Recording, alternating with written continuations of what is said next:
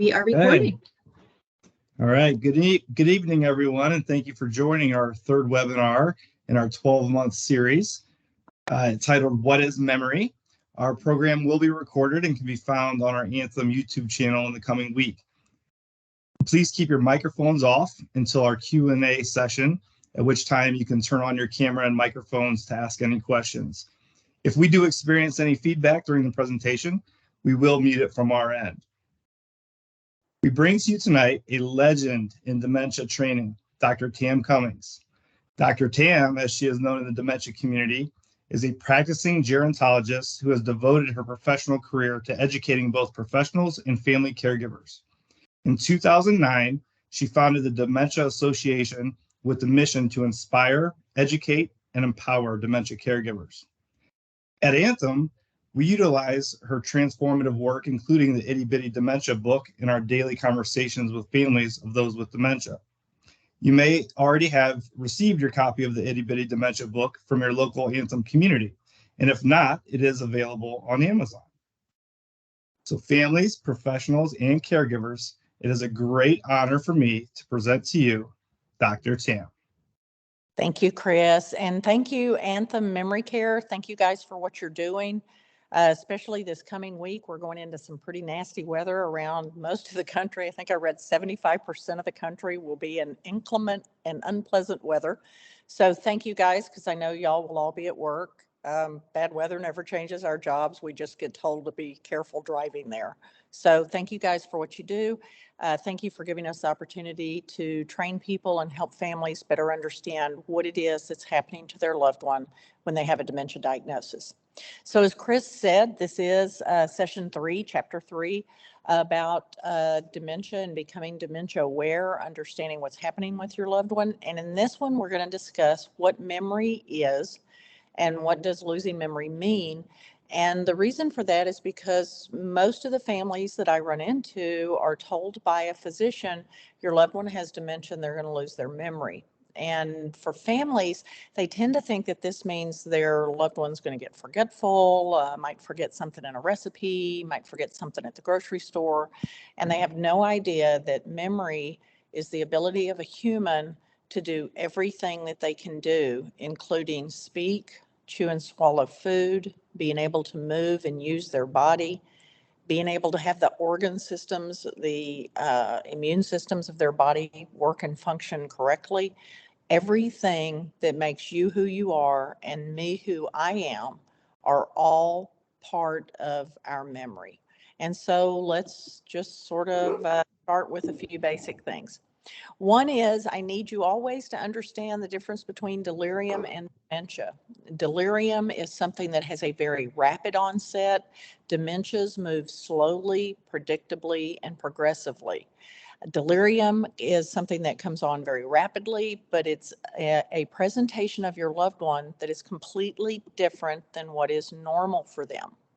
Now, it's important that you understand what delirium does, what it means, and why we respond so quickly. So what delirium does and what delirium actually means is that the brain is suddenly unable to recognize and respond correctly to the brain chemistry. And the reason that we react so quickly with a resident who we realize has dementia is because the condition of the brain not recognizing its brain chemistry means the brain can shut the body down. And so delirium is considered a very dangerous episode that happens in the course of most people who have dementia. Now, research proves that when we look at care for people with dementia, they get better care in memory care. And the reason is the staff in a memory care building are licensed. They're also trained extensively on being able to recognize that delirium has set in, and the staff is trained to move and mobilize quickly to get this person into the ER room. So our research shows that your loved one gets better care. The delirium itself is broken into 3 different categories. Hyperdelirium means that your loved one is suddenly very aggressive, very physically and verbally agitated, and this is much different than how you would normally see them. Hypo is the opposite. They're very lethargic. You can hardly get them to move or respond. They seem to have, in some cases, appear to maybe have had a stroke type presentation.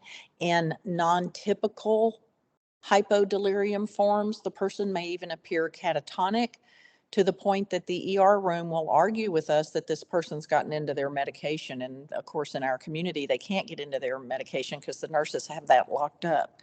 And then there is rare, but there is a mixed presentation where the person may be hyper and then hypo or vice versa. What I want you to remember is it comes on rapidly. Your person is completely different than what is normal for them, and the change occurred in a matter of only a few hours. And then I need you to remember that delirium can last for days, for weeks, and even for months. So if your loved one has not improved after returning back from the hospital, be sure to talk to your physician about could they still have lingering effects or still have delirium happening. Now, there's a bunch of different things that cause delirium, and most people are pretty familiar with them. Surgery, medications can cause delirium, somebody being dehydrated, having high salt, low salt, high blood sugar, low blood sugar. Pain itself can cause delirium. Infections can cause delirium. But one of the things that you'll find a lot of times you're going to have to remind the medical professional of is that dementia itself causes people with dementia to develop delirium. So there can be no other underlying causation for your loved one to have delirium other than that they have brain damage that's been caused by dementia. Now, depression versus atypical depression. People with dementia have depression. How could you not have depression when you can at some point and level feel that your brain is not responding quickly even or correctly, even though you're not able to retain that thought? But the presentation of depression in somebody with dementia is an atypical presentation. A person with atypical depression is angry, annoyed, agitated, and aggressive. So it is not the depression of, oh, somebody goes and sits quietly in their room and won't come out and be around others. This is a hostile presentation. So when you look at the tools that we use in dementia, those tools are all observational tools. And the tool that we use in depression is the tool called the Cornell Scale for Depression in Dementia. And you can find that scale on the internet. You can find that scale on the back of your itty bitty dementia book. You can find that scale in the tools section of my website. You can find it. So the tool is called the Cornell Scale for Depression and Dementia. And if your person fails that observational tool where you're observing them and checking off their behaviors, even if they're on an antidepressant, these tests have a 98 to 99% validity rating. So it means that if my person, Chris, was on an antidepressant and I did the Cornell scale for them and they came out positive, it would mean that the antidepressant needs to be adjusted, or they're on the wrong dosage, or they're on the wrong antidepressant. Their body may have acclimated to the medication. So remember, the type of depression in people with dementia is an atypical presentation where they're angry, annoyed, agitated, and aggressive. Now, one of the big things about dementia is that human beings are natural teachers. We had brothers and sisters we taught to. We helped our friends in school. If you're a parent, you teach. If you're an older sibling, you teach. But what we have to remember and what we have to control is that natural instinct to correct and point out to somebody with dementia what they just did wrong. And the reason for that, Chris, is a couple of things. One is the family member truly believes if I just explain this one more time, they'll get it. And the family member also truly believes this person is aware of what they're doing and that they're pretending that they don't realize they're doing it wrong. And what the family doesn't understand, what medical professionals don't understand, is something called a nausea, which is the inability of a person with dementia or brain damage to recognize that they have dementia or brain damage and to fully understand the consequences of that.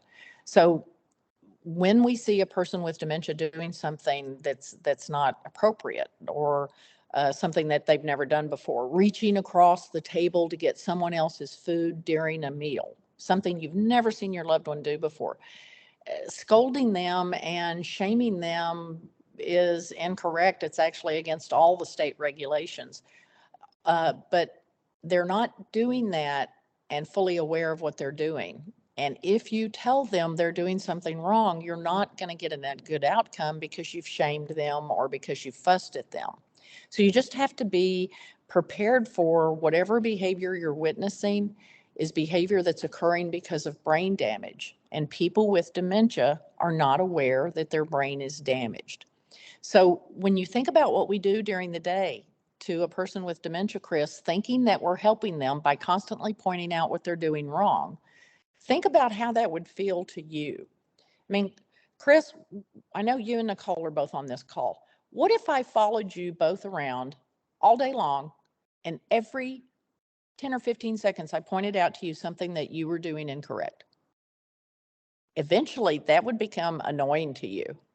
Absolutely. And in the case of a person with dementia, as far as they can tell, I'm absolutely making up a bald-faced lie about them by saying you left that stove on, or by saying you didn't take the trash out. In their mind says, oh, yes, I did take the trash out, or their mind says, I would never leave a stove on. But every time I point out to them what they did wrong, I am going to make that person annoyed, agitated, paranoid, suspicious, angry, and unhappy. And it's all because families and medical professionals don't realize this person's brain is not able to understand that it's damaged. Does that make sense? That makes total sense.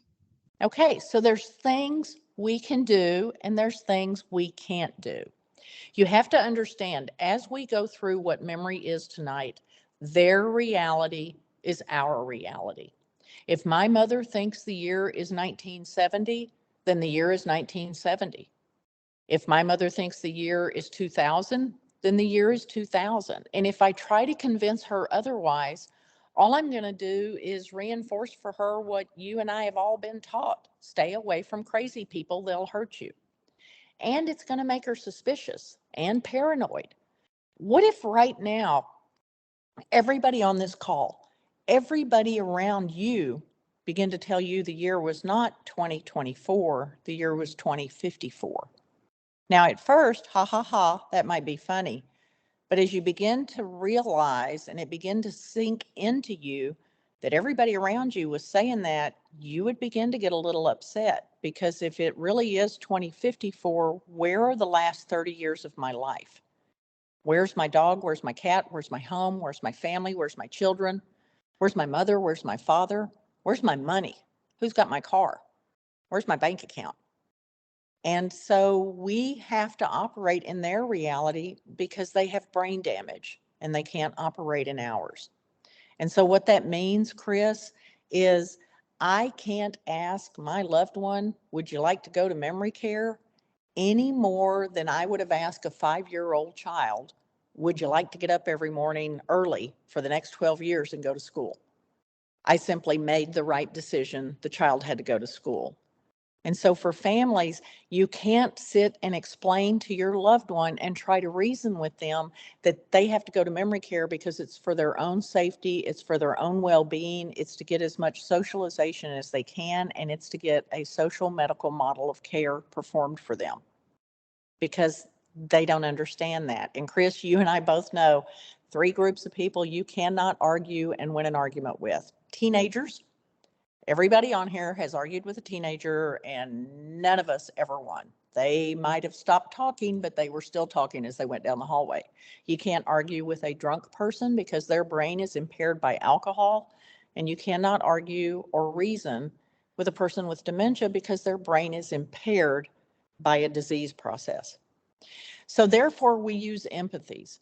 We are not lying to somebody. We are using our empathetic skills. If my mother is looking for her dead parents, I don't say, oh, for Pete's sakes, your mother died 20 years ago and your daddy died 20 years before that. all I'm going to do is terrify her and put her into the same grief that happened in the moment that she found out her mother and her father had died. And why in the world would I want to do that? What is wrong with me? What's wrong with my ego? So we use empathy. If my mother wants to know where her mother is, well, it's Wednesday. She's quilting. It's Friday. She's gone to get her hair done. She's gone to do her grocery shopping. If she's looking for her father, he's a rancher. He's out ranching somewhere. He'll be by later. So we use empathy. Now, Chris, if I tell you I got a bridge to sell you, and I'll give you, if you'll give me $100 for it, I'll sell you this bridge, and you can charge everybody 25 cents as they go across it, and you'll make a fortune. I've lied to you. And that is a lie, because I have a 3-pound brain and you have a 3-pound brain. But to a person with dementia, I'm using empathy and I am staying in their reality, because that's the part of the brain that they have that still functions. And if I try to do anything other than that, I'm simply going to scare this person, and their world is already frightening. The brain runs the body. So one of the biggest things that I hear from people is, oh, he's not that sick. He's so healthy. No, he's not. The brain runs the body. It's just that in this particular disease, a person doesn't look physically sick in their face and on the outside until they lose an entire pound of brain tissue. And you only have a 3-pound brain. So it's not until stage 6 of the disease that people finally look sick. And because of that, people think that this person actually understands what they're doing, and they don't.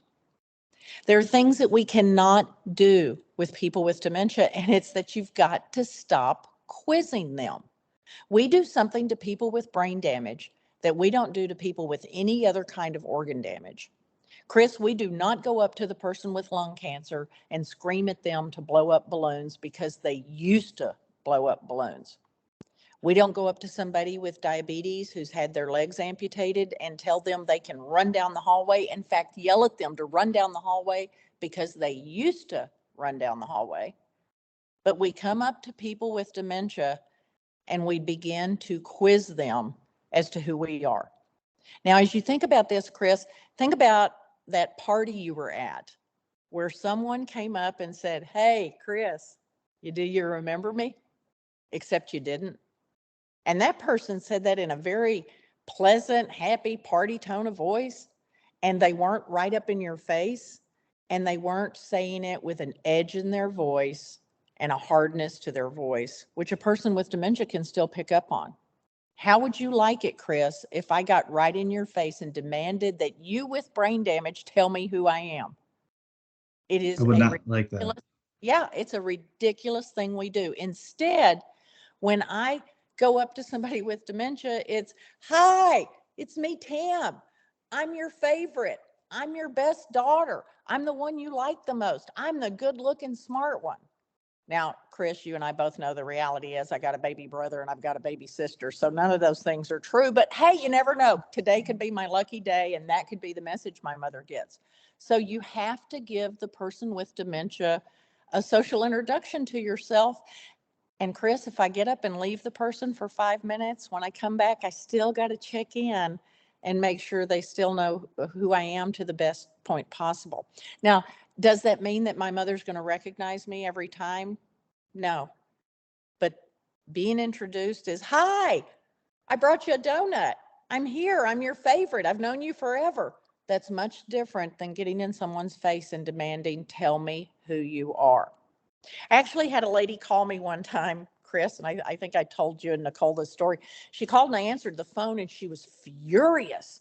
And she said, my idiot husband went to the doctor and forgot to tell the doctor he's having memory problems. And I said, ma'am, I want you to write that sentence down. I want you to read it out loud 3 times and then you call me back. And I hung up the phone. And in about 5 minutes, the lady called me back and she said, I should have been with him. Kinda, yeah. If you think your person has memory issues, being mad at them because they forgot something is it's a little foolish. They're doing the best they can, even though it may not look like it is. So what exactly does the doctor mean by memory? Well, the doctor means 3 kinds of memory: long-term memory, short-term memory, and sensory memory. Long-term memory is divided into procedural and implicit, episodic, explicit, declarative, semantic. And then short-term memory is what you're going to use as you drive home tonight, if you're having to drive somewhere, or when you get on the highway tomorrow. Short-term memory is telling you, watch out for this car, watch out for that car. Oh, look, up there is a cop. Oh, watch, here comes my exit. And then you think about it, Chris, how many times have you gotten home you don't even remember if you stopped at the last stop sign? Because that was short-term memory. And the minute you stopped, the memory said, we don't need this anymore, and threw it away. You don't remember it.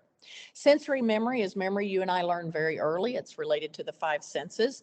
And one of the ways you think about it is mama said, don't touch that, it's hot. You didn't know what hot was. You only had to touch hot one time, and for the rest of your life, your sensory memory knew that's what hot meant. So memory is divided into these different categories.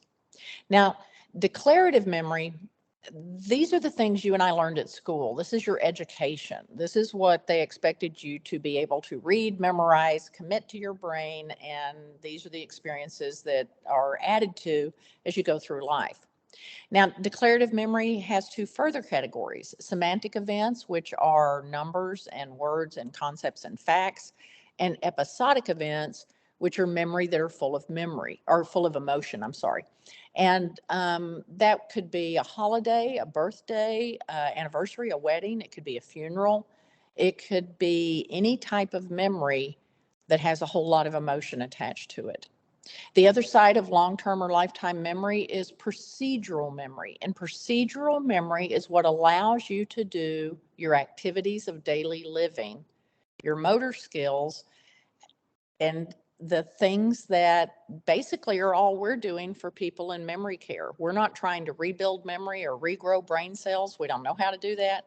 We are simply trying to get people through their activities of daily living every day, several times a day, without anybody getting upset.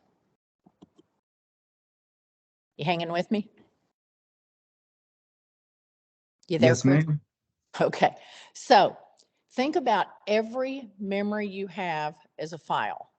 Now, y'all are all across the U.S. Anthem Memory Cares. Y'all are all across the U.S., so I had to pick out a couple of places to make this example from. So as you're listening, I want you to think about these things, and you can even raise your hand if that'll help. How many of you can drive? And how many of you can drive in snow? I think next week. How many of you can drive in ice? How many of you can drive in sleet? How many of you can drive in rain? How many of you can drive 4 on the floor and 3 on the tree? And Chris, if I have to tell you that involves a clutch, I'm suspicious you can't drive it. How many of you can drive a tractor? How many of you can drive a pickup truck pulling a trailer full of cattle? How many of you can drive an 18-wheeler? How many of you can drive a riding lawnmower? Now, Chris, I just throw the riding lawnmower in there to make people feel better. But think about, especially your communities and those of you who are in the northern part of the states, think about all the different types of weather and conditions you know how to drive in versus what a person who lives in New York City who's never been in the front seat of a car would know. And look at the difference in that particular section of your brain of what you're able to do versus somebody who doesn't. So think of every memory you have as being a file. Now, Chris, some people have very organized files. Some people not so much. Now, I love this slide, and here's the reason. In my mind, this is a little old lady's file cabinet, and each one of these is one of her children.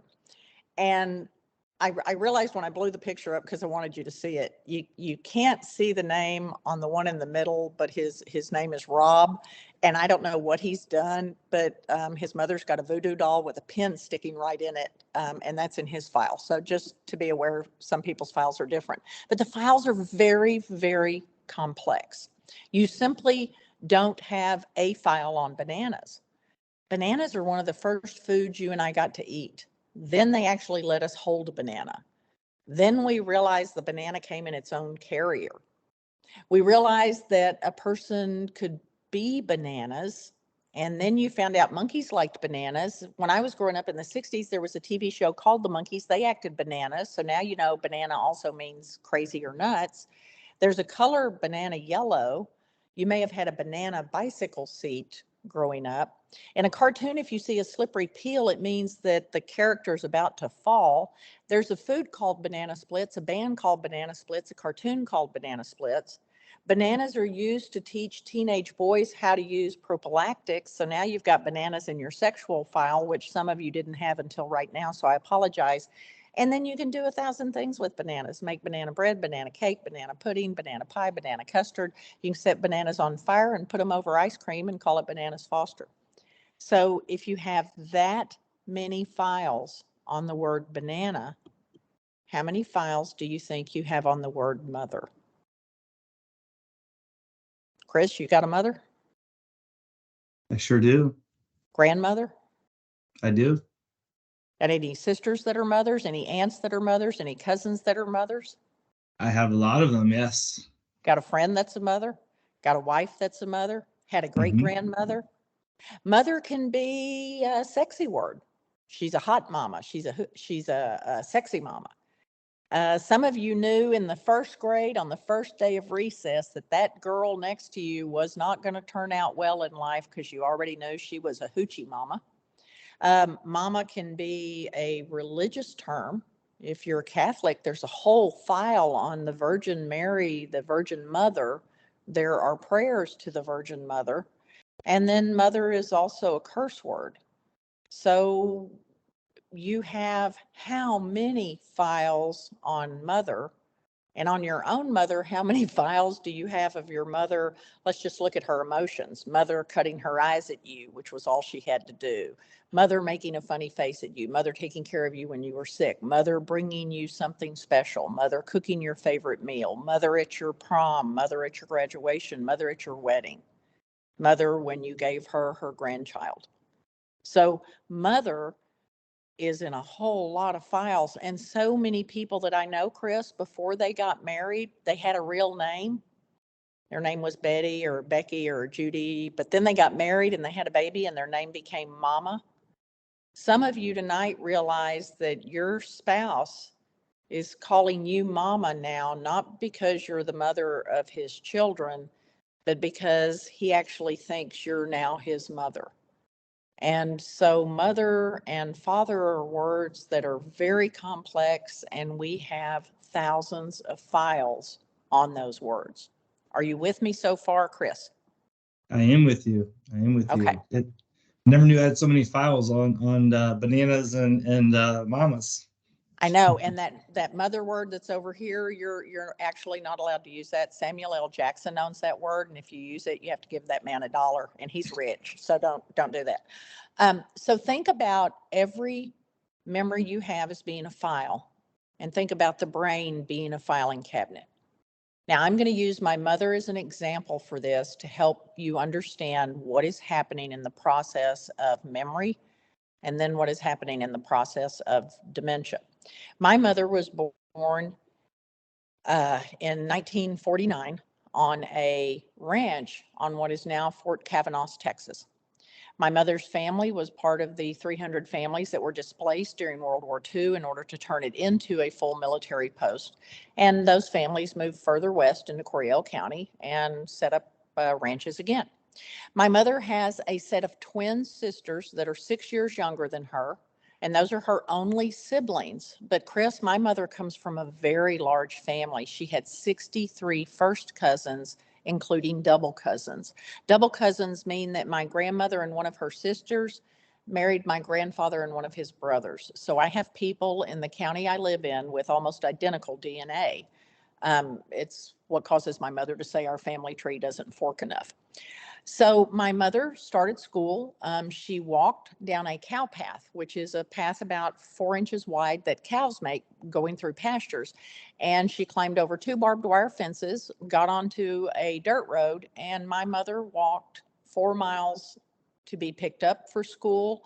And in the evening, she walked 4 miles back home through the ranch, over the barbed wire fences and down the cow paths. My mother started school in a one-room schoolhouse. And by the time she was in the 3rd grade, because of the war, the government was now closing one-room schoolhouses. And my mother began to get picked up by a bus, and she started going to school where there were classes for each of the grades. Now, as a youngster, my mother learned what all of us learned. She learned please and thank you, yes, sir, and yes, ma'am. On the day she was born, her social skills were started. People introduced themselves to her. They said hello to her. They held her. They hugged her. If you were male, your first day of life also included handshakes, because handshaking is a cultural thing in our country that is very highly touted as a way to introduce yourself as an honorable, trustworthy person. My mother learned her social skills. She learned to have the social conversation of, hi, how are you? Oh, I'm fine. How are you? Oh, I'm fine. How's your family? Oh, they're fine. How's your family? Oh, my family's fine. How's your work? My work is fine. How is work? Oh, my work is fine too. How's the weather? The weather is fine. How's your weather? My weather is fine. We learned all that social conversation. And Chris, the answer to every question is fine, because the reality is your mother and my mother both told us the answer is fine because nobody really cares. I don't really care how you're doing, Chris. The social conversation is simply a memorized conversation where I'm introducing myself and saying I'm okay. If you actually tell me how you're doing, I'm going to think something's wrong with you, because that's not how this game is played. That social conversation is very, very old, but it doesn't mean cognition. And what I mean by that, Chris, is you might be a family caregiver for someone and you're trying to get your other family members to realize something is terribly wrong with mother. But when they call her, they say, hi, how are you? And she says, well, I'm fine. How are you? And they say, well, how was your day? It was fine. How was yours? Well, what'd you do today? Well, I didn't do anything. What did you do? And they hang up the phone thinking they've had a real conversation. And you're sitting next to your mother and you know that she doesn't even know she was on the phone and she has no idea who she was talking to. So the social conversation we learned in this very early first part of life, and it doesn't mean cognition, it's just very old memorized uh, structures that you and I say. My mother learned her activities of daily living, and that is transferring, ambulating, toileting, bathing, grooming, dressing, and eating. My mother learned singing. She began to learn cursing. She learned her spiritual and her religious beliefs, and then the family sent her to school. Started in the one-room schoolhouse, then she got moved to the 15-room schoolhouse. One room for each of the 12 grades, a cafeteria library combo, a kitchen, and a room for the nurse. My mother played softball. She played volleyball. She ran track. She played basketball. She was a cheerleader. She was the homecoming queen. And Chris, the day after she graduated high school, she married my father. By the time my mother was 30 years old, she now has 5 children, and I would be 10. And the year would be 1970. And so from those 5 children, my mother has 12 living grandchildren. From those 12 living grandchildren, as of Christmas, my mother has her 22nd great grandchild. But at the same time, dementia has started. And so Maslow and Erikson's scales of development, if you'll remember from school, Chris, said that we went from infancy and learned up to adulthood. The Alzheimer retrogenesis scale says that we're going from adulthood back to infancy. So as I talk to my mother comes to me with her cell phone and tells me that it's broken. It won't turn on the television. And a few minutes later, she comes to me with the remote control for her television and tells me it's broken. She can't call her daughter. And that's a common thing to happen. But Chris, that's also a clue to me. I know that iPhones and remote controls, that iPhones came out in 2007, and in the same year, flat screen TVs became affordable for everyone. And all of a sudden in 2007, we got 2 black things that fit in our hand that had 10 numbers on them. And it is common for us in somebody with dementia to see them begin to confuse these 2 items. And what that means is not that my mother's playing a trick on me or that she's trying to be difficult to drive me crazy. It means that the disease process has started, and my mother is somewhere before 2007 because she no longer understands or recognizes what these 2 things are. My mother fell. And PTOT said, oh, your mother is refusing to use a walker. Well, now you got to think back to people with dementia aren't refusing to do anything. They're not understanding what you're asking from them because of brain damage. We're telling people to use a piece of equipment that if you've never used a walker, they're not fun. They cause your arms to hurt, your shoulders to hurt, your wrist and your forearms hurt.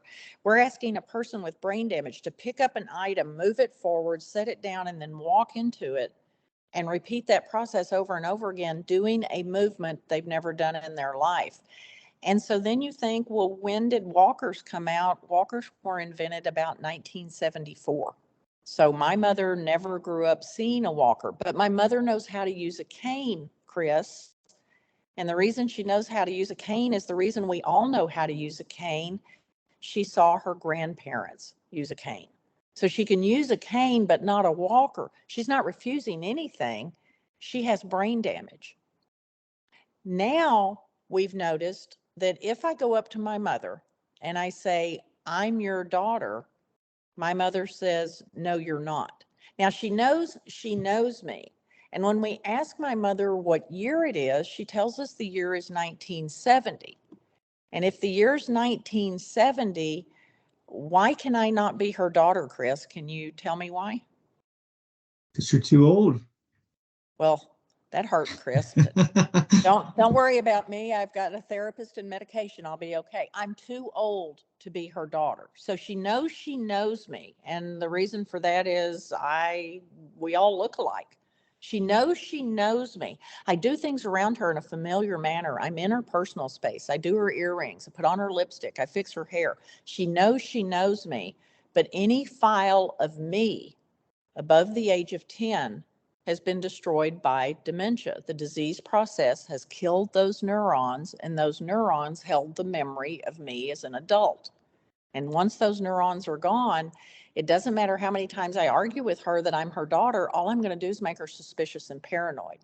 So she knows me, and she's going to assign me somebody still in her file cabinet that I most closely resemble. Can you figure out who she thinks I am, Chris? She probably thinks that you're her mother.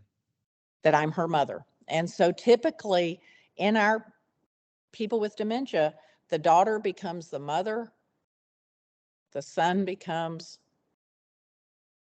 the father. Now, my father's 87. He's at the house, but my mother's not married to that 87-year-old man. That's an old man. If you put a mirror up to my mother, she would tell you that's an old lady in that mirror, and she doesn't know who she is, because my mother's looking for a 30-year-old woman, and a 30-year-old woman isn't married to that 87-year-old man, so that must be a grandfather. And that's why we always ask so many questions of a family. If you'd asked us those questions about my mother, we would have told you that both sets of grandparents at some point in her childhood lived with her. So it makes sense to her that old man in there is a grandfather. Now she thinks my brother Jimmy is her husband. And what we see happen, and this is not amusing, but it's interesting. Daughters figure out, hey, daddy thinks I'm mama. Okay, I got that. Sons think, oh my God, mama thinks I'm daddy. She wants to have sex with me. No, that's not it. She is simply trying to put you in the file that makes the most sense. And Chris, how many of us know a man who is the spitting image of his father? And how many of us know men named for their father? So my mother knows she's married to a Jimmy. It's just not that old Jim guy in the back. It's that other Jimmy, that one that more closely matches her age. Now, that is typically what can happen. And we want to make sure sons understand that, because Chris, I've actually known a son who wouldn't visit his mother with dementia because he was certain that she was just interested in them, that this would set her off sexually. At the same time, is it a good idea for the son and his wife to move mom in with them? Do you think that'll work out well, Chris? Or do you think mom will think, oh my gosh, he's brought that tramp home with him, and every night he makes me go to that guest room and he takes her into my room? That's And exactly so right. you and I both know that usually doesn't end well for the son or his wife. Dementia doesn't stop. My mother thinks that the year is 1970. My mother thinks that she's 30 years old and she has 5 small children. My mother has 12 living grandchildren, and the youngest of them is a senior in high school. The other youngest one is a senior in college. But my mother has 22 great grandchildren, and 12 of them are under the age of 10. All of them are under the age of 20. And we've had 3 babies born in the last year. Which group of children does my mother think are her children? Her actual adult children, her grandchildren, or her great grandchildren? What do you think it would be, Chris? Our great grandchildren. And that's because they fit the timeline. And all the rest of them, because I just told you 12 plus 5 plus spouses plus 22. Oh, good Lord. My mother had 63 first cousins. And she thanks all the rest of the children around her because during the holidays, there were 60 something of us at her house. She just thinks that those are her cousins. Does that make sense to you? That does make sense. Is my mother doing this to embarrass me, Chris? Of course not. Is she doing this to get me back because one time in college or one time in high school I came in late? No. Has she been waiting years to spring this on me just to be nasty to me? No, she hasn't. Or is she simply responding to brain damage and to what areas of the brain still function and work? She's simply responding. Yeah. The disease continues. I go to my mother and I say, I'm your daughter. And my mother says, I'm sorry, I never married. I don't have children. Where is she now in her file cabinet? Because she's not married. And we all know Margie got married the day after high school. So where is my mother now in her memory? Somewhere in high school, right? Or somewhere in school. Now, my mother grew up on a working ranch and she really played all of those sports and did all those things. So I can have a conversation with anybody with dementia as long as I respect their file cabinet. If I try to ask my mother what it's like to be the great grandmother of 22 little rugrats, she's going to think that there's something wrong with me and not want to engage with me. But I can ask my mother how to milk a cow. I can ask my mother to do a cheer for old Evant High. I can ask my mother how to make butter, how to make bread, jams, and jellies. I can ask my mother how to quilt, how to embroidery, how to sew. My mother has all sorts of memories still in there that I can access. I can find out how she and my father started dating. I can finally get the answer to why did she get 2 chili cheese dogs every time they went to the drive-in movie theater. I finally found out the answer for that, and it was that the next morning she liked a cold hot dog. I don't get it, but she did. And then as the disease progresses, because all dementias are terminal progressive diseases, my mother eventually wants to go where?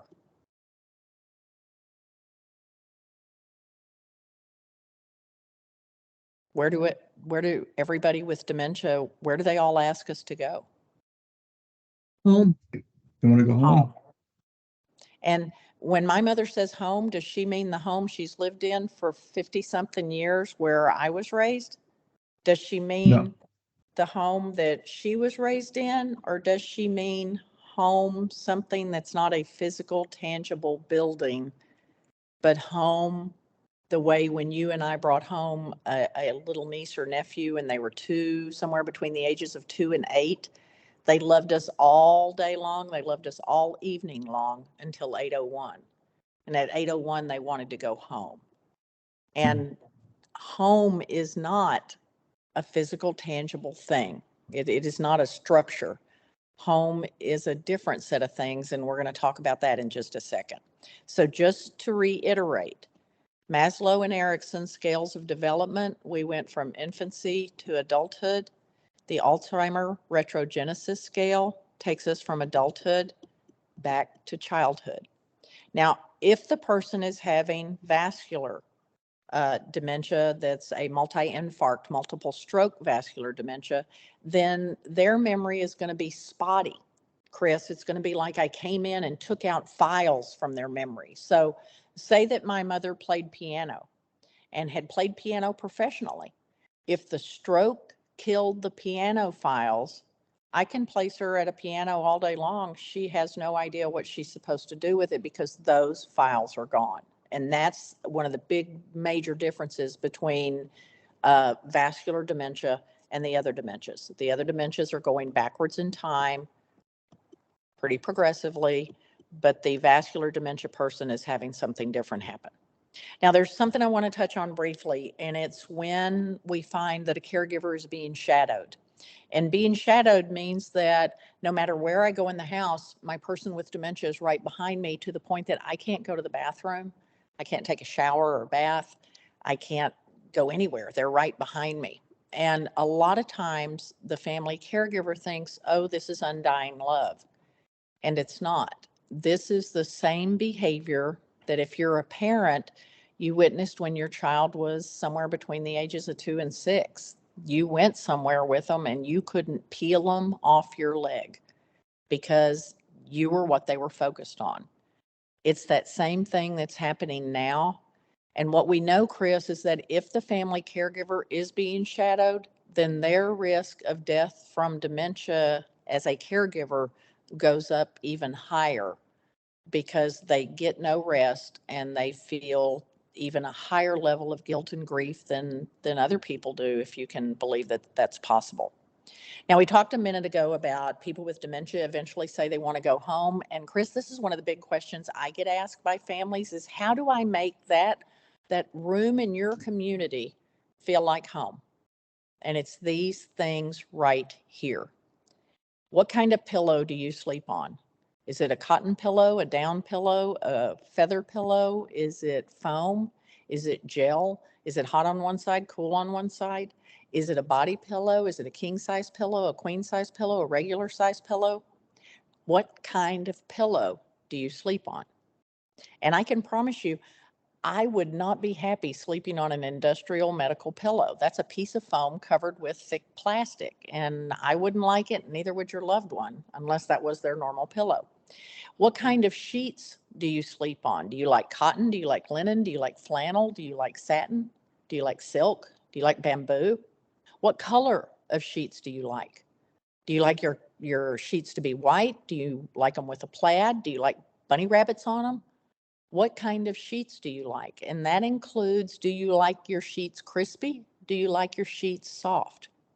What is the weight and texture of your bed covers? Now, when I travel, Chris, which is every week, when I travel, I stay in nice hotels, but it's not my pillow. At home, I sleep on a pillow made for somebody who sleeps on their side, and it's in gel. So it's not only a different shape, it's a different texture. I don't like white sheets. All my life, I've slept on dark sheets. White sheets make me very uncomfortable, but every hotel in this country has white sheets. When I'm at home at night, my temperature is set on 67. That is the optimal human sleeping temperature. And I have 2 quilts from my grandmother and a goose down comforter on my bed. And so my bed covers are about 4 inches thick and they have weight to them. I actually reserve queen rooms so that I can take the bed covers off one bed and put them on the other bed so that when I go to sleep at night, I have done the best I can to make those bed covers feel the weight that I'm used to. The next thing that makes your home home is your chair. Now, Chris, I live in the middle of nowhere, and because of airports and because of where I live, I sometimes don't get home until 3 or 4 in the morning. But I can promise you, before I go to bed, I sit in my chair. It is part of finishing our day is our chair. Our chair is special, and everybody in your house knows that's your chair. Everybody in my house knows that's my chair. Your art. Think about the last time you moved. Every single time you get everything unpacked, the boxes are out of the house, but you don't refer to that place as home until you hang your art on the wall. Mm-hmm. Your family photos tell you your home. Now, my home is full of family photos of those little 22 people, and before them, those little 12 people, and there's a couple of pictures of my siblings, but whatever. And my grandparents. For my mother with dementia, it's not necessarily going to be pictures of us. It's going to be pictures of the people she does remember. And those are the photographs of the family we're going to put up. And the last thing is a smell. And the closest thing we can come to smell, Chris, is your loved one's favorite cologne or perfume. And during the day, you spritz it on the lamp in the room, you turn the lamp on, and the room will take on an odor that you know your loved one loves. And these are the things that we do to get a room ready for your loved one to feel like home. These are the things that make home home. You know, my mother told me once, Chris, she was coming in with a friend from Tennessee. She said she would drive 600 miles to sleep on her own pillow. And it is true. Those are the things that make home. So as you think about your loved one, as you think about their progression in the disease, which one is the real television? So Chris, a lot of us grew up with the one that has rabbit ears on it. Yeah. Yep. Or in an even bigger cabinet. And what always amazed me was we had only 3 channels. We didn't have PBS yet. It was ABC, CBS, and NBC. And the TV came on at 5:30. It went off at 11 o'clock or midnight, and then it was just fuzz. And what always shocked me was, why did we have all those extra numbers on the television when we only had those 3 channels? And the other thing was, if the moving the rabbit ears didn't help the TV signal, your mother would actually send you outside during the thunderstorm to grab that giant metal lightning rod called an antenna. Before that, the television actually looked like that radio. The original television screen was a 9-inch round screen.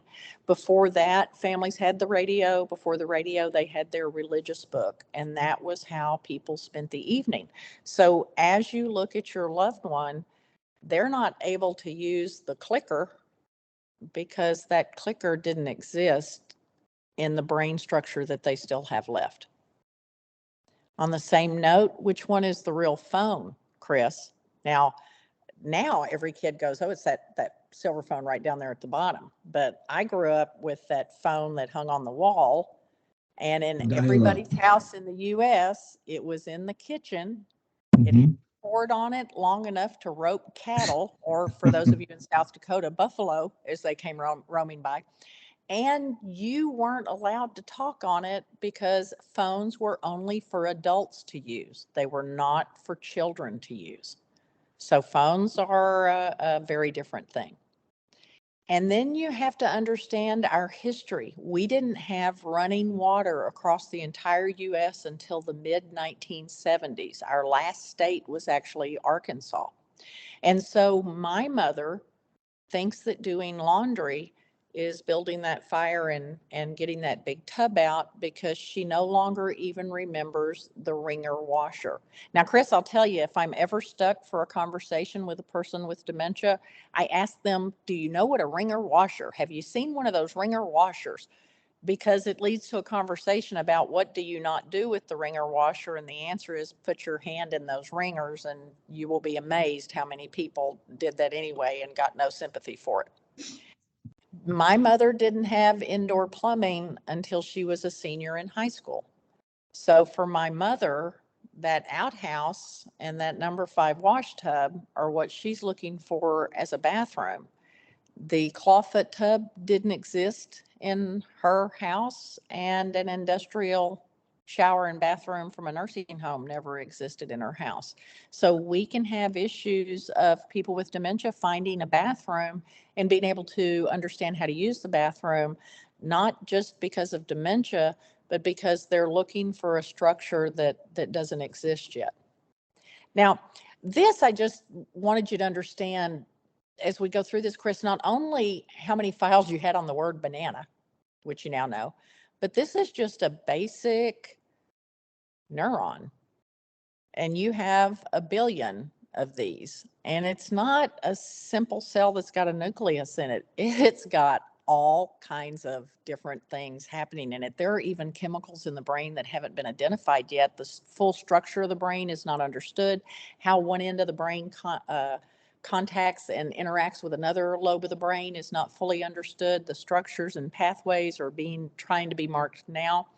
But it's not just that it's this simple cell. And then each one of these billion neurons has a group of glial cells that attend to it. So you've got a billion neurons, and then you've got 400 billion glial cells. And then you've got trillions of microglia attending the glial cells that are attending the neurons. And this I think may help, Chris, is that we're talking about things that are so microscopic that if I wanted to blow one neuron up large enough to where it was the size of a dime and you could see it in my hand, that would be the equivalent of blowing up a strand of hair and making it 35 feet wide. That's how complex brain structure is. Now, your brain has 100,000 miles of blood vessels in it. That's enough to go around the equator 4 times and have enough left over to get from Texas to New York City and back. And of those blood vessels, you have to understand the neurosurgeon, they're dealing with blood vessels that are small enough that dozens of them can fit inside of a single strand of hair. So you're talking about microscopic changes that happen to your loved one. It's just that the cumulative effect over time, Chris, is that the person may suddenly appear to be worse, and that's usually going to follow a fall, a hospitalization, an infection, COVID, pneumonia, bronchitis, something that caused them to be sick and hospitalized, or a good fall, and you suddenly see a change in their behavior, and it's because the brain sort of reached its tipping point. Now, neurons work because the cell body gathers the electrical charge and the chemical that's going to be shot down the dendrite, or the where you see the axons there, and that's going to fire over to the terminal branches of the axon. Then that neurotransmitter or chemical is going to jump across a space called a synapse, and the next cell will grab it. And when that happens with 1 billion neurons at once, you get thought, you get a movement, you get a process. But in dementia, these cells are beginning to die. And it's not that they die suddenly, it's that they die slowly. And so as death begins to happen, for some cells it may be hours, for some cells it may be days, other cells it's thought it may be even longer, but that part hasn't been determined yet. But it's the complexity of that as those neurons begin to die. So if it's Alzheimer's, then the tau protein, which lives in those tubules, begins to fold incorrectly. APOE4 protein begins to form into actual bone plaque. It's not pulpy plaque like you think of with a vascular disease. It's a bone type tissue that now begins to grow. The blood-brain barrier, and a few years ago, Chris, it was discovered that at night, when you and I reach deep sleep, our brain cells actually shrivel, and our brain washes itself clean of broken debris, dead proteins, things that have died that need to be removed as a normal part of body function. And those toxins are washed out through the blood-brain barrier. In the process of dementia, the damage in the brain is interfering with the blood-brain barrier, and so toxins and other dead things can't wash out. And if your loved one also has diabetes, that's interfering with the blood-brain barrier as well. So the person begins to have more and more of a toxic brain because their brain can't clean itself correctly. So as you look at this, the red things are neurofibrillary tangles. The blue things are bone plaque that is growing in the brain. This is a normal brain compared to an Alzheimer's brain. The person with Alzheimer's, everywhere you see the dark area, there's no more brain tissue there. That is now cerebral spinal fluid. And then a final thing, Chris, is we see changes in people with dementia, especially after anesthetic surgery. And sometimes there's a partial comeback. It depends on the person, their age, what other comorbidities they might have had, how long they were under the anesthesia, how much anesthesia has been used on them recently. But they don't come back the same. And it is not at all unusual for a person with dementia to decline a half a stage or an entire stage of the disease following a surgical procedure. And the easiest way to help you understand what's happened to the brain is if it rains on a street full of potholes, when it finishes raining, where's water standing? It's in the potholes. In the bottle. the person with dementia's brain is full of potholes, the anesthesia isn't able to correctly clear. And that's a very simplistic way of describing what is going on with the brain following that type of surgery that requires anesthesia. So that's memory. That's how memory works. It's everything that you and I do. And when you combine that with the lobes of the brain and understanding what each of those lobes does, you can see where your loved one's memory is impaired and impacted, and that everything they're doing is really just because of what's happening to their brain. It's not personal. It's not on purpose. They're not lying. They're not pretending. They're not faking. They're not making it up. They're not showing off. They're simply responding to brain damage. And so you should be able to get a pretty good idea of where your loved one is in the process of the disease, not only from your staging tools, but also understand that staying in their reality is critical for you to have a good interaction with them, a good visit with them, and to be able to get as much of it out of that time with them as you can. So does that make sense, Chris and Nicole? That does make sense. Okay, let's answer some questions. I feel good. All right. Nobody had any questions because I was that on it today. You know, sometimes it just happens.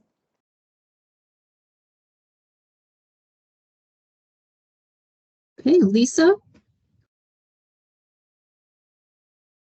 She has her hand up. Lisa, are you able to, let me see if I can get you. There's some, okay, Lisa, you should be able to ask your, oh.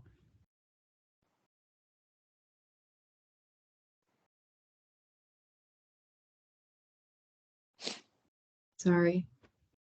That's okay. Lisa, are you able to come off mute now? Yes. Can you hear me? Yes. So we work closely with Genesis Neuroscience Clinic, and we go into a lot of the MD perspective with the spinal taps and everything else. So I really loved the psychological aspect of this. So thank you so much. I just want to see if there's any correlation studies to how many files are open in the brain in ADHD and early stages of mild cognitive decline. ADHD isn't related to mild cognitive impairment or to dementia. So I'm not sure what you're asking. So a lot of the families that come to us, they say that, oh, this loved one had an ADHD thing. You know, if anybody was going to get it, they would get it. So I just wanted to know from a psychological perspective, because we just get a lot of these science perspectives from the doctors that we work there. There's no correlation between ADHD and mild cognitive impairment, which is stage 2 of the 7 stages of dementia. So there's not a correlation. A lot of times I have families get confused because they may see similar behaviors, but it's because if I poke the same area of your brain, you're going to do the same thing as if I poked an area of Nicole's brain, right? Yes, thank you so much, too, for the psychological perspective of it. You might check and see if anybody's done any further research on NIH.gov. But Okay, thank you. As far as I'm aware, there's not a correlation. So Elizabeth has her hand up. Elizabeth, you should be able to come off mute. Okay, thank you. Yeah, and I'm going to share this. This is my perspective because I might have another family member on here. So this is, you know, the way I see it from my perspective. Other family members might see it differently. My mom she has Lewy body dementia. And she's been in an Anthem care facility for 6 weeks, and she started Aricept recently and has improved dramatically, hasn't been to the ER in the 6 weeks, but since she's been living in the memory care, and before she was going like every 10 days because of the GI symptoms and the delusions. So she keeps wanting to talk about going home. And I'm wondering if you can speak to potentially I don't think she should come out of there, because I think the reason why she's doing so well is because she has all this support going on in the memory care. And can you speak to the guilt and grief potentially of the primary caregiver, Oh, and going absolutely. into, reasoning with the dementia patient and thinking You, that they're you, but there and you wanting can't to go realize. back to the life that they had pre-dementia. And I feel like I'm like the horrible person that every week, no, we can't do this. No, we can't do this. You can't take her out of there. And I'm struggling, because if something happened to the caregiver, I have to pick up the pieces. And I just want you to maybe um, speak to that, how the primary caregiver can get persuaded maybe by the emotions of the patient. Well, everybody and that's a great question, and I know that's a really hard question. Everybody who works in our field will tell you that when the family visits, their loved one says, take me home, I hate it, I hate it, I hate it, take me home, they're so mean, they do stuff to me, food is bad, blah, blah, blah, hate it, take me home. And first response is always, oh gosh, I'd take you home, but the doctor says you have to be here. So we immediately lay it all off on the doctor, and every medical director in our country knows that they're blamed for the reason you're here. You're here for rehab. That's what you're doing here. And then the grief and guilt that you talk about, the other thing is that as soon as the family member leaves the building, your loved one that you think is so unhappy goes right back to playing and doing activities, and you're gone. And we don't quite understand this behavior. We just know that if it happens with your loved one, there's a couple of things. One, you may be visiting too long and you're interfering with the structure of the activities of the building. Your loved one can't handle visits that long. And if you're going to be there for 20 minutes or 30 minutes, tell the caregiving staff, I need to leave at this time, come and get my mother at this time and take her to activities. And then that way, a new person steps in, takes your mother off to do a fun activity, and you're able to leave the community without that gut-wrenching part. The second thing is that if your loved one's in a community, the chances are you are experiencing post-death grief. And that means you are grieving for your mother as though she had already died, even though she is still here. And the reason is because the woman you knew that was your mother has died. And this is becoming a shell of who she was, because as the brain is destroyed, it takes away the memories and the personality and the things that made your mother your mother. The other one is that Lewy body dementia does not look like Alzheimer's dementia. So family members, if you think they miss Alzheimer's, they certainly miss that this person has something cognitively wrong with them, because they're not the one doing 24-hour care. I would encourage you to go to NIH.gov. That's National Institutes of Health, NIH.gov. In the search bar, put in Lewy Body Handbook. You're going to get about a 40-page PDF, and you can either order the booklet for free from the federal government, or you can just print out the PDF, but it is one of the best things there that I've found to help you understand Lewy bodies. Now, you also need to understand there are different forms of Lewy bodies. It's not one Lewy body, it's which of the Lewy bodies does the person have. Lewy bodies is also the umbrella for Parkinson's disease dementia. So in the normal course of Lewy bodies, we expect the person to develop Lewy body dementia, Parkinson's disease dementia, and finally Alzheimer's disease dementia. So they end up actually having 3 terminal diseases of the brain. The reason Lewy body doesn't look like Alzheimer's is because the hippocampus in the brain has not been destroyed yet. The person with Lewy body has some understanding of what's going on around them, but that doesn't mean they have comprehension. Comprehension is they started teaching us to read, and they taught us the word run. Run, Dick, run. See Jane run. See Spot run. And then all of a sudden, one day it clicked to you and comprehension started, and you realized that those words strung together actually meant a little boy was running, a little girl was running. You could see her and also watch the dog. And that's not the same as what's happening with your loved one. If your loved one was deemed acceptable to memory care, then they've met the criteria to be in memory care, which means they must be at least in late stage 4 or early stage 5 of the disease. And it's because they're technically a danger to themselves or others. They're not a danger to others in that they're homicidal fiends. They're a danger to others in that they're not safe to drive.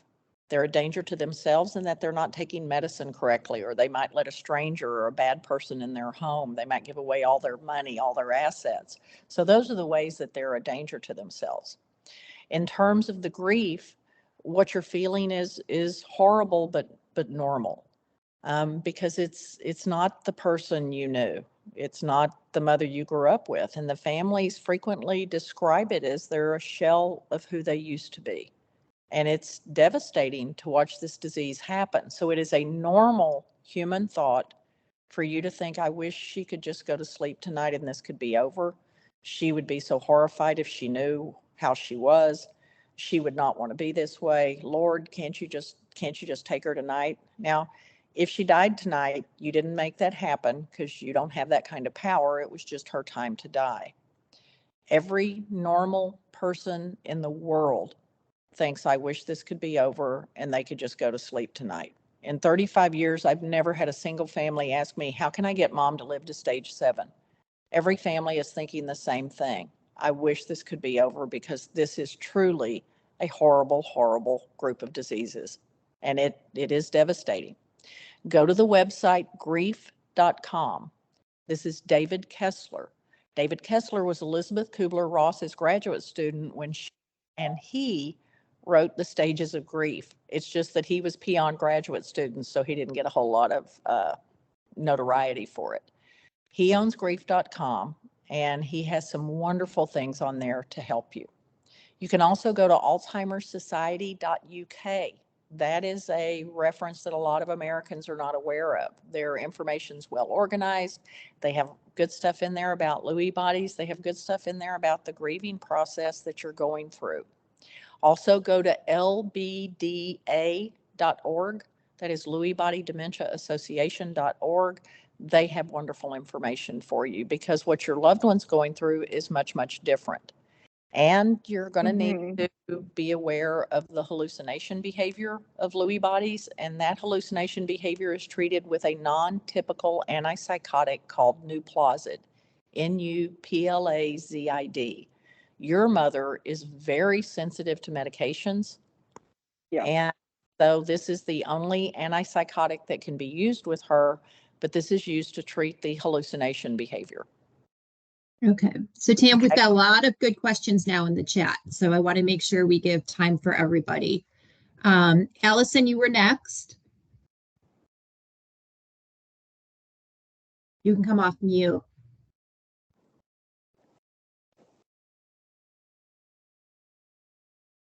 Allison? Otherwise, I'll go into the... Can you hear me now?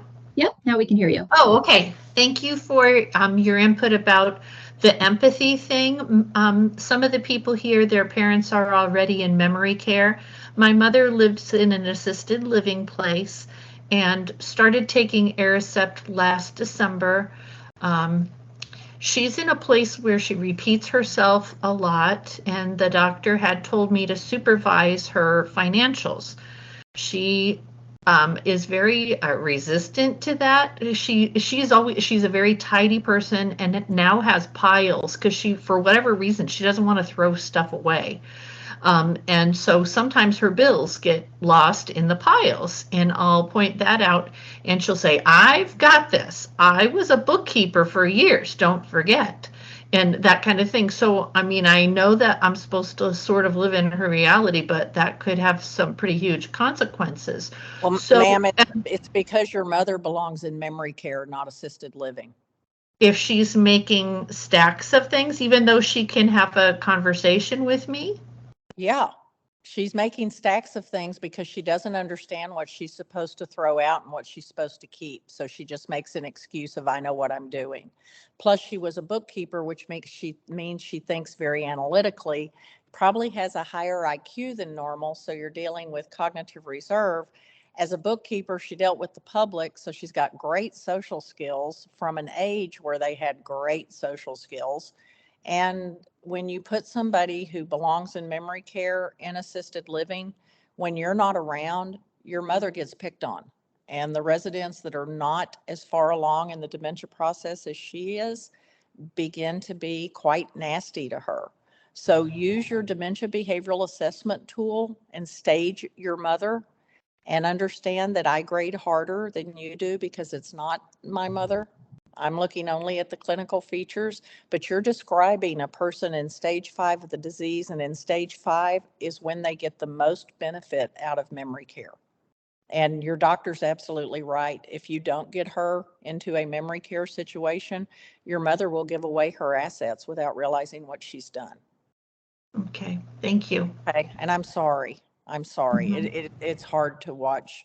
You know, I 3 times in my career, I have said to a family, "So was your mother a smart lady?" And 3 times in my career, the family has said, "No, not very much." And that's always astonished me, because who else bore you, right? But your mom. And so the minute somebody says bookkeeper, your mother in today's age and time would have been a CPA, I bet. She's that smart. And so you also have the effects of cognitive reserve. And that's what you're seeing, and that's what's fooling you. She's not trying to fool you. You're being fooled by seeing what you want to see, and because it's so hard to watch this decline. But the things that you're describing indicate that she should be in memory care. And just do your staging tool, and if she's in stage 5, that's where she should be placed. All right. She's doing a great job of fooling me. She's making her bed every day, and Oh yeah, she's been making. She does all these other things, and she hasn't forgotten who I am. You know, well, she may not ever forget who you are. Oh, But it depends on the type of dementia she has. It depends on her age. It depends on her IQ, her education. All of those things are brought into factor. But you're describing the behaviors of a stage 5 person. Okay. Thank you. Okay. Yes, ma'am. Okay. So the next question is, how do we determine what year they are in? Oh, I usually, Nicole will sit and chat with someone. Where are you from? What year were you born? Are you a city girl or a country girl? And then eventually I'll go, do you know what year it is? And I had a lady look at me once with great concern as she explained to me the year was 1943, and we were at war with a group called the Axis Powers, and that she worked at the general's office in the War Department. And so I just have a pleasant conversation, and then after several minutes I go, do you know what year it is? It's not set up as part of a testing. That's a different thing. But I start out with just a general pleasant conversation. Where are you from? What's your daddy's name? And I'm listening. Is daddy in present tense or past tense? And can you tell me your brothers and sisters' names? And now who are you? Are you married? And I'm just getting some general information and sort of bringing them up their file cabinet. And then eventually I say, can you tell me what year it is? And usually they're very concerned that I don't know what year it is. Thank you. When a patient or a resident exhibits the angry, annoyed, aggressive behavior, what's the best way to dispel this? It says, I now understand it is part of depression. Well, you first have to rule out pain. So you use a scale called PAINAD. That's all capital letters, PAINAD. It stands for Pain Assessment in Advanced Dementia. And if you're a parent, you'll realize I did this same thing with babies. You did, and we put it on a graph and gave it a score. And even a score of 1 means I'm in pain. So if I'm called to look at somebody who's angry, annoyed, agitated, and aggressive, I first do the PAINAD. I then do the Hamilton Anxiety Scale. Then I do the Cornell Scale for Depression in Dementia. And then if I still have a question, I do the Brief Psychiatric Rating Scale. And all of those are on my toolbox. All of those are under the tool section on my website, and they're in the back of the itty bitty book. So folks at Anthem can get them for you too. Great. Okay, Carolyn, you have your hand up.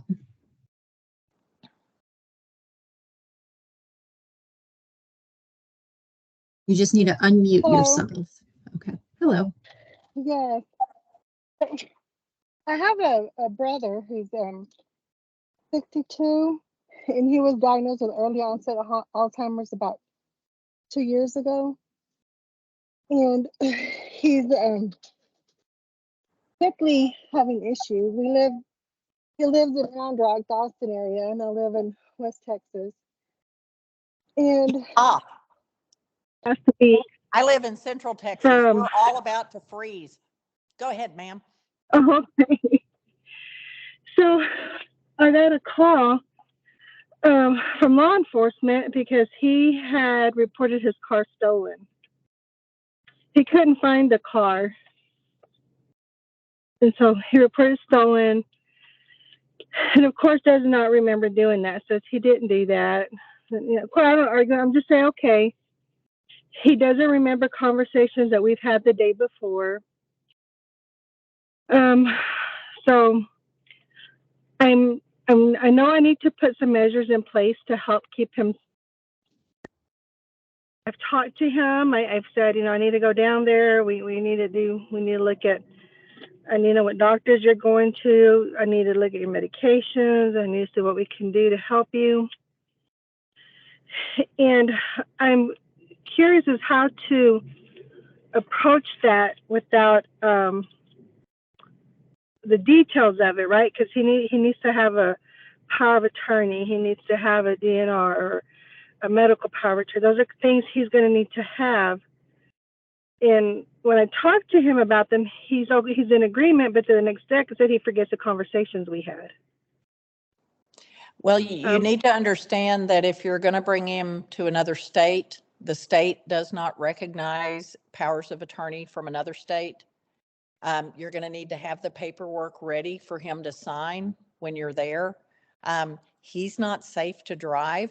If he can't remember where the car is, and if he's been diagnosed with dementia, he is not safe to drive. So right there, that's something that's got to be taken care of. I'm curious that he's been diagnosed with early onset Alzheimer's. The training is that you must first rule out frontal temporal dementia because you're much more likely to find a person with FTD in that age rather than a person with early onset Alzheimer's, and it's simply the numbers. There's less than 500,000 people in our country with early onset Alzheimer's. There's 1.5 million with FTD. And FTD is the earlier dementia. So you would want to see if you could find out, was he actually properly tested?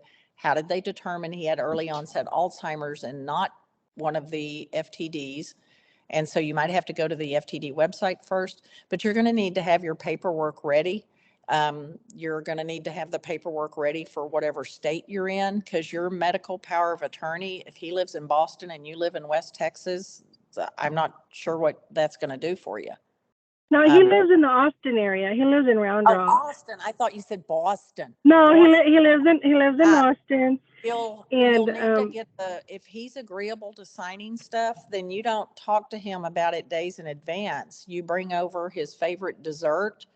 We're having something sweet. We're all having a happy day. And oh, by the way, here's the papers you asked me to get you to sign. And then you do your best to get them signed then. But you'll probably need to talk to an elder law attorney, and you might call the Area Agency on Aging. They're our federal government. If you just Google wherever you live, Area Agency on Aging, you'll get their number. They'll be able to connect you free of charge to elder law folks who can give you better answers, because that's not what I do. I'm not on the legal end of it. No, no, I'm actually the ombudsman for the Area Agency on Aging. Oh, well, there you go. You know who to call. But no, I was more concerned about a proper way to approach, this with him if he's resistant to it. I mean, I just want to know how to approach him in a way that will hopefully be successful. It depends on person to person. There isn't one magical way to do something. The best thing to do is if you've already realized that he can't retain memory, that means that his hippocampus is damaged or no longer exists. It would mean that he has very significant brain damage and should be in a community. So Yeah, he had a TBI about 6 or 7 years ago, and so he's got a form of vascular dementia, but you've been told he's got early onset Alzheimer's. yes. So there's something wrong there. If he's in the, you'll just, I would be curious as to who did his diagnostic work and how they arrived at that. But if he's had strokes and he would have had those strokes in his 40s, that's a vascular dementia, not an early onset Alzheimer's. So that would be very different as well. But I would suggest having all the paperwork ready and then just sitting down and trying to get him to sign it. And I have great success with people, but it's because I come bearing cheesecake, donuts, or strudel. So I Okay, I come hadn't thought about that, but to yeah. use that Okay. sweet tooth. Yeah, that's how I get in everywhere, girl. Donuts. Donuts will get you in every time.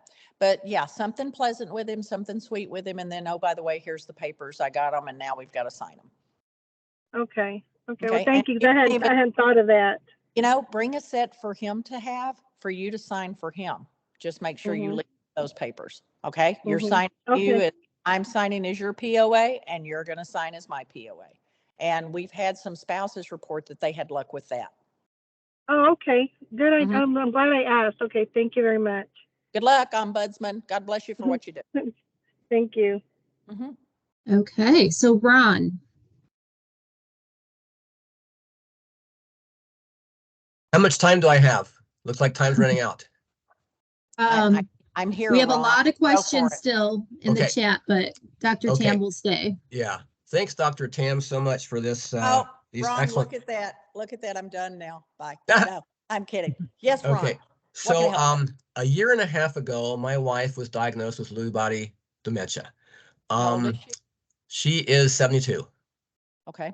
And I didn't expect that she was going to go into the memory care very soon. But what happened was, in the space of 1 week, she fainted 3 times, and I was holding on to her. She did not get hurt, but my back was strained quite a bit. A couple of days later, she had to go to ER because of how dementia is slowing down her digestion and causing intense pain in her abdomen.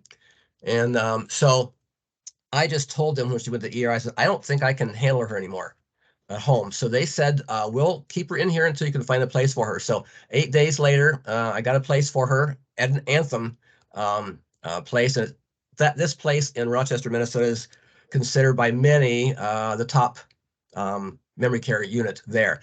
Well, she also started taking Aricept, and she was having good day, bad day, good day, bad day. It's like almost miraculous what happened when she started taking Aricept. And she had like 2 good weeks in a row without a bad day. I mentioned that to a lady, and she did not smile. She said, it's going to run out. So anyway, in the midst of my wife's very, very good days, she's looking around at the 50 people in her unit, and she says, I can't converse with anybody. It seems like there's only 2 or 3 people. She could carry on a good conversation. Our doctor came in yesterday, and I asked her, I says, what do you think about this? She says, well, when I think of a profile of a person in memory care, I don't think of a person like your wife. She's able to carry on a conversation. Almost nobody converses with me when I come here. So anyway, my wife started talking to me about getting out of there, and I'm really nervous about it.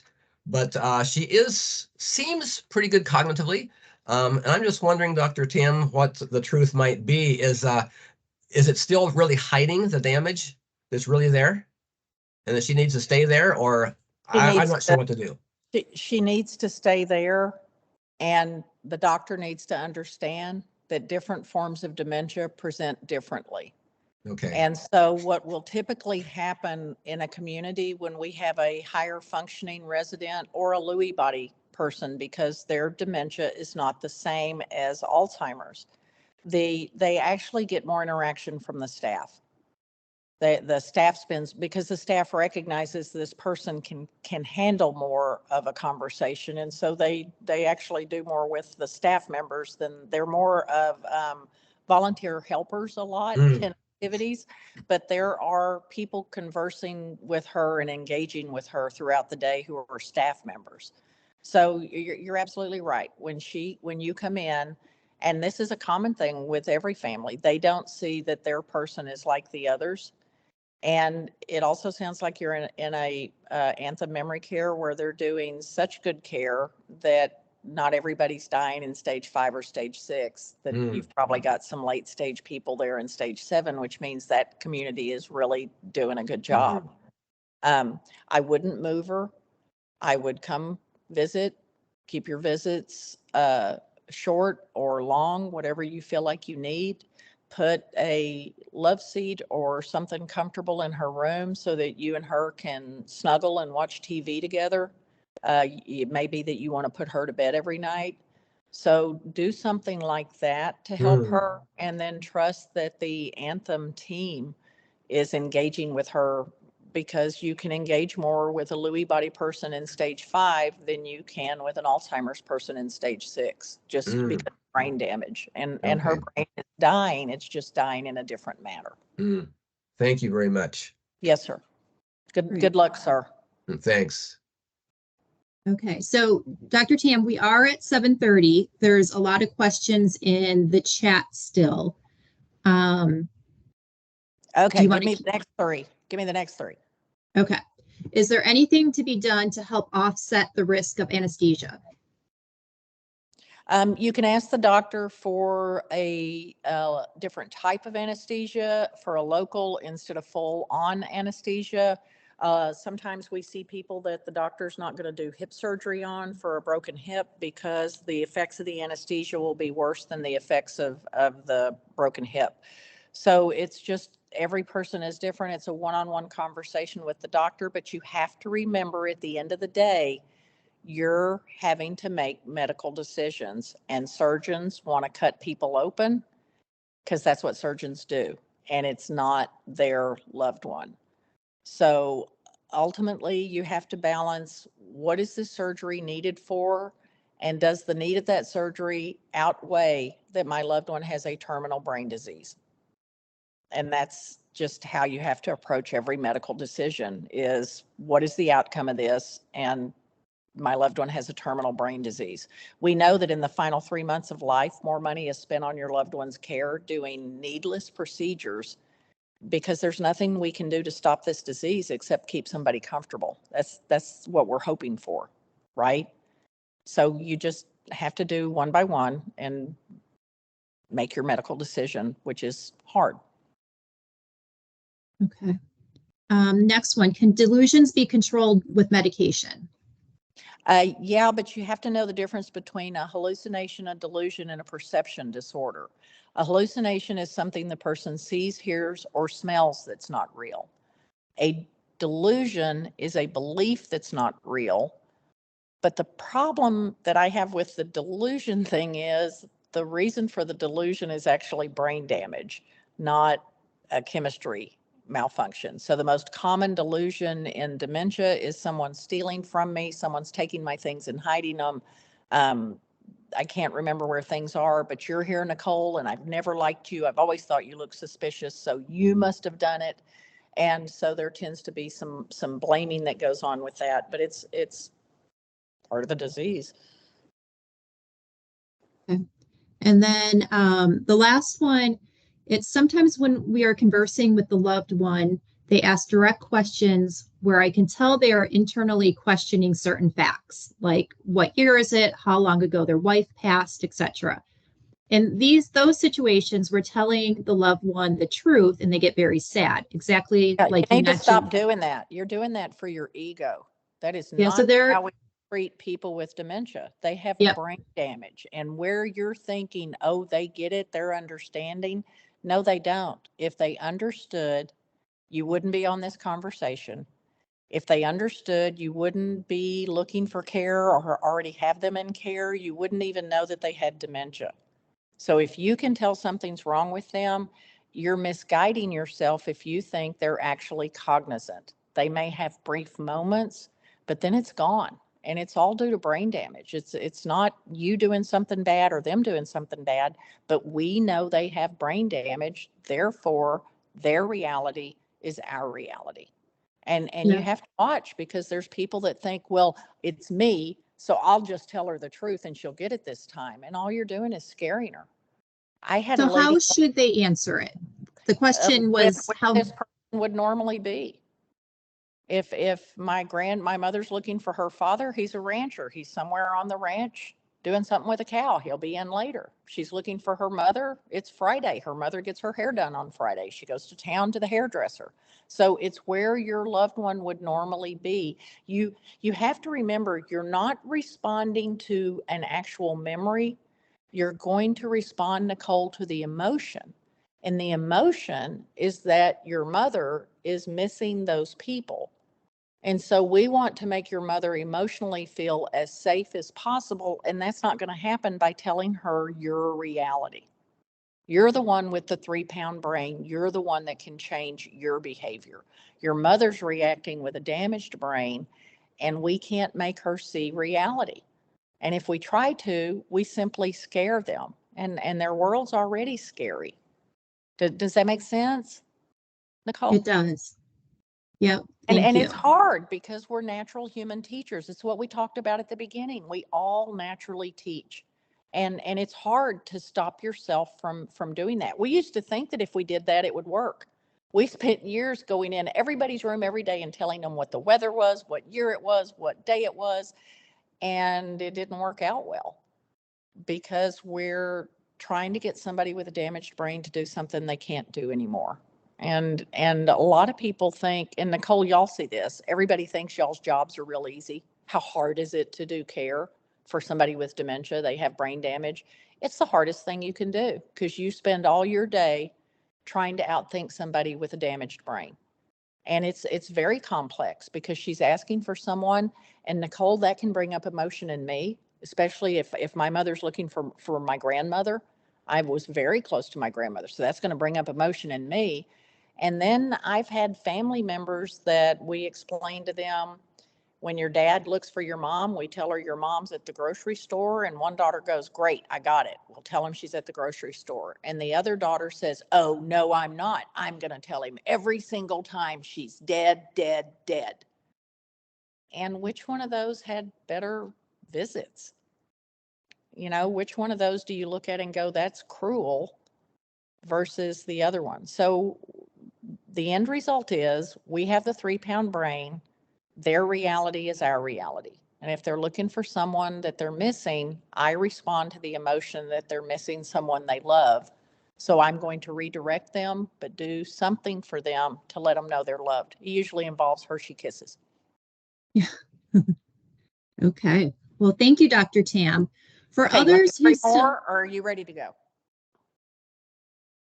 well, it's up to you. We can stay on. People can jump off if they have to go. Okay, we'll do 3 more. Did I Okay. really have to go? Yes. Okay. And let me get, we might not have 3 more.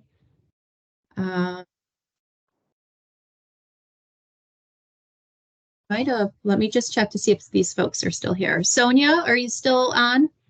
I am. Right. Go Okay. ahead and Hi. My mom has vascular dementia. She was diagnosed at 63. She's 70 now. She is in a memory care for 3 years now. Right when you started to talk about vascular dementia, I lost signal. So I heard you say vascular dementia and spotty, and then I lost you. On the file cabinet representing the brain. Yeah, I lost that section when you were talking about, so I don't know what you said, and that's really what I wanted to hear. So Sonia, video. Yeah, you'll have to watch the video. That's about 30 minutes. Yeah. Okay. So Sonia, if you put your email in the chat, we'll make sure you get the video. Okay, I was trying to get on the chat and it wouldn't let me write. So can I put it in the question and answer? That's where I can write. Yeah. Okay, thank you. Can. You're welcome. Thank you. Okay, and then Christina. Nicole's secret cell phone number is. Okay, Christina.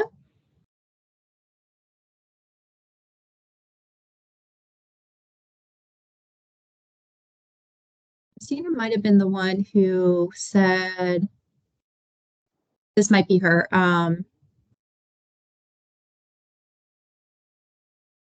she put a note in here. This might be hers. Shortly after my mom died and before diagnosed, my dad had bleeding ulcers that were cauterized. And when you mentioned anesthesia, it struck a chord. Knowing that now, thanks to you, I can't help but wonder if that advanced him because he was officially diagnosed shortly thereafter. Thanks again for all you do. It could certainly be. A lot of people are not, family members don't realize they have dementia until following some sort of anesthetic surgery. And then the gentleman who talked about Lewy body and Parkinson's disease have constipation as part of the disease process. It's not related to medicine or diet. So any of you who have a loved one with Parkinson's or Lewy bodies, just be aware of that. And these have all been great questions. This has been a lot of fun, Nicole. Thank you again, Anthem Memory Care, for all y'all do for others. I'll see you next month on February 15th, not the 14th, on the 15th, which is a Thursday at 6 p.m. Central Standard Time. And we'll do the next section, which, Nicole, this is where we're going to talk about the 9 most common forms of dementia, their variations, their subsets, and the more rare forms that a person might run into. So this should have, I hope, helped you have some aha moments. Next month, we'll pull in those 9 dementias, and then following that, we'll talk about the tools that we use to help you stage a loved one with dementia. All right, wonderful. Thank you so much, Dr. Tam. We appreciate all the great advice and tips that you gave us tonight, and we really do appreciate that. And we look forward to next month. February 15th, not the 14th. Not the 14th, but the everybody 15th. Enjoy your Valentine's Day. Thank you. And thank you for all y'all do. Appreciate it. Bye-bye. Right. Thank you, everyone. Thank you. Take care. Stay warm. Yeah.